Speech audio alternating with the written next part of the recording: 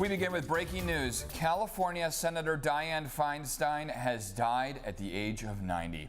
Feinstein was the longest serving woman senator ever, over 3 decades.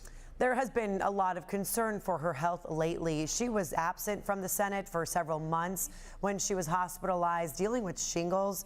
Governor Gavin Newsom will now have to appoint a replacement to complete her term. We have reached out to both Feinstein's office and the governor's office. We're still waiting for a statement this morning, but as of right now, we can confirm the senator has died at the age of 90. Our other top story here on this Friday. All right, folks, get ready for this big slowdown that's going to be happening on the 5. We're just hours away from another major closure. So glad you're with us on this Friday. I'm Eric Connert. And I'm Netta Irampur. Unlike that full closure on I-5 South earlier this month, northbound will now be down to 1 lane. It starts at 9 o'clock tonight. So here's the stretch all the way through 5 a.m. on Monday. It's happening through downtown, but you can expect traffic to taper, actually get pretty backed up, probably as early as Chula Vista into National City. That's where it'll be down to 1 lane, a single lane in National City. You can use State Route 15 and the 805 as alternate routes. Caltrans will be repairing a bridge over the 163. They say they're making accommodations to stay on schedule if it rains. The airport says allow more than 2 hours before your flight because of those traffic delays. You can also take a free shuttle from the Old Town Transit Center. All right, this morning we are just under 48 hours away until the government runs out of money. House Speaker Kevin McCarthy planning a vote as soon as today on a continuing resolution to keep the government funded as this countdown continues here.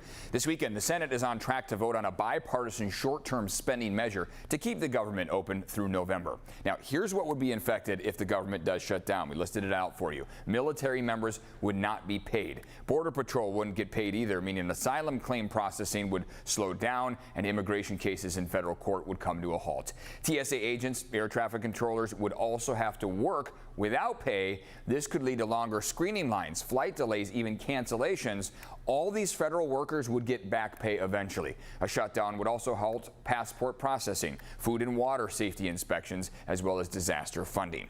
Thousands of preschool kids who live in extreme poverty could be shut out of the Head Start program. Food assistance programs like SNAP and WIC, they could also run out of money. Now, here's what will not be affected by this. Social Security payments will continue. Medicare benefits will not be affected, and Medicaid has funding for the next 3 months. Veterans Affairs medical facilities will stay open, and the Postal Service will also continue to operate. And even if the government shuts down, you still will have to pay back your student loans. That all starts this Sunday. It's the first time payments will be due in 3 years. The White House says key activities at federal student aid will continue for a few weeks in the event of a shutdown. But if you need help from the Department of Education, there could be delays. This morning, authorities need your help identifying 4 men accused of abducting and shooting 2 people crossing the border, killing one of them. Here are sketches of 3 of those 4 suspects. It happened last month in Otay Mesa. The remaining survivor told the sheriff's department that 4 men confronted him and his friend after they crossed the border through a gap in the fence. Investigators believe these men may be associated with the Hotel Libertad in Tijuana. Call Crime Stoppers if you have any information. This morning, San Diego getting ready to roll out Care Court on Sunday. County leaders say it'll help people with mental illness. To qualify, people must be 18 years old and diagnosed with schizophrenia or other disorders. A family member, behavioral health provider, first responders, or others can refer somebody. A judge will review that, and if eligible, that person can get treatment, housing, and support services for 1 year. The program is voluntary. Right now, San Diego Mayor Todd Gloria is urging Governor Gavin Newsom to sign SB 43 to expand the state's conservatorship law and force severely mentally ill people to get help. The bill would broaden the definition of conservatorship to include people who suffer from mental illness or substance use or who are at great risk of serious harm. A woman whose son has schizophrenia says it was nearly impossible to get him help. It never gets easier watching someone you love suffer, living on the streets, or visiting them behind bars while they're still in the throes of their condition. Critics of this bill say it takes away a person's human rights and would make it easier for them to be removed from society. The governor has until October 14th to sign it.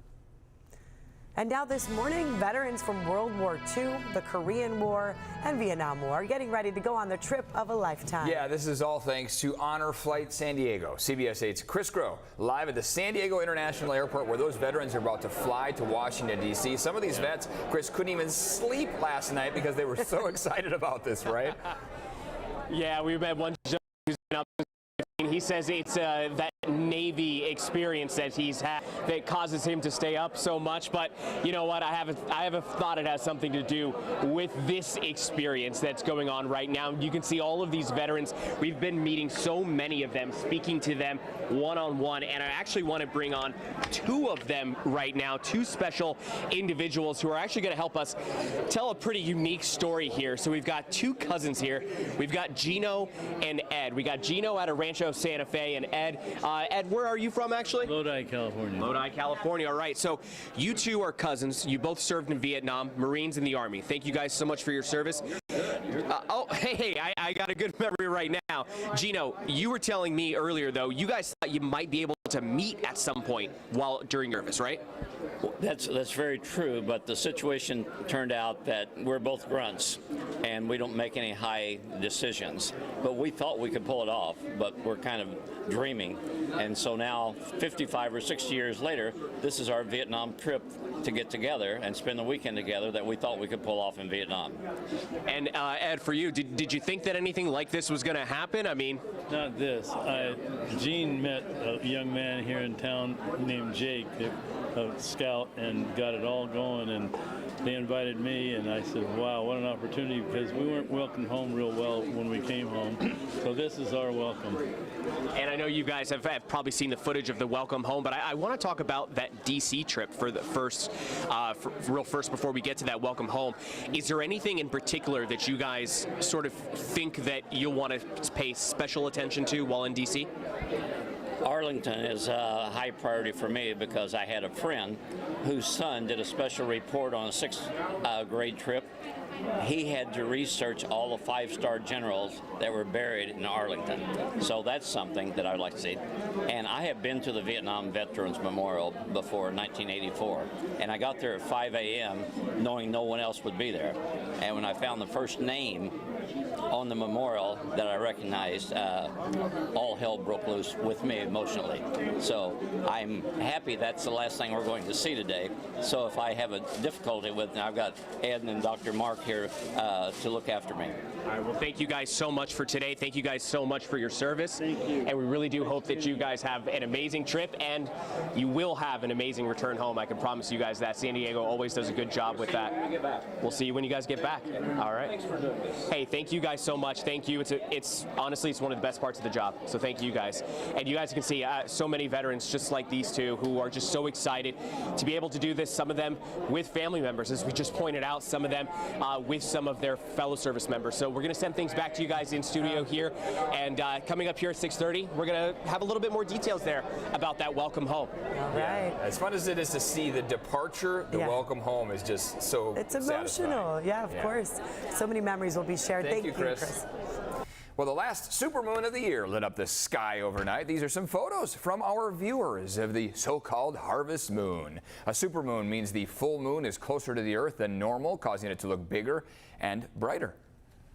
Beautiful shots there, lighting up the sky here. Were we able to see this, though, over much of San Diego? So it's a bummer because we're all covered in these clouds, this marine layer right here. But hey, look, you're watching CBS 8. We'll give you a view. Here's our view from Otay Mountain out towards the west. Before the moon sets, there it is, the harvest moon, the second full moon of this month, and also considered a supermoon because of how close it is now to the Earth. So it does have extra pull on our tides. And yeah, it is doing that today for sure. We're going to notice high tides and really low tides. I'll show you that in a moment. Sunrise this morning will be at 6:41, although unless you're on the top of the mountain, not necessarily going to see that because the marine layer, very expansive. We're noticing onshore flow coming in, the marine layer bringing in that drizzle as well. And then to the north, this is that next system that we've been watching that could bring us some lighter rain for the weekend. I'll time that out in a moment. For now, let's talk about your current conditions. It feels fairly comfortable outside in the 60s for most of you. 64 Poway, 62 in Escondido. Escondido,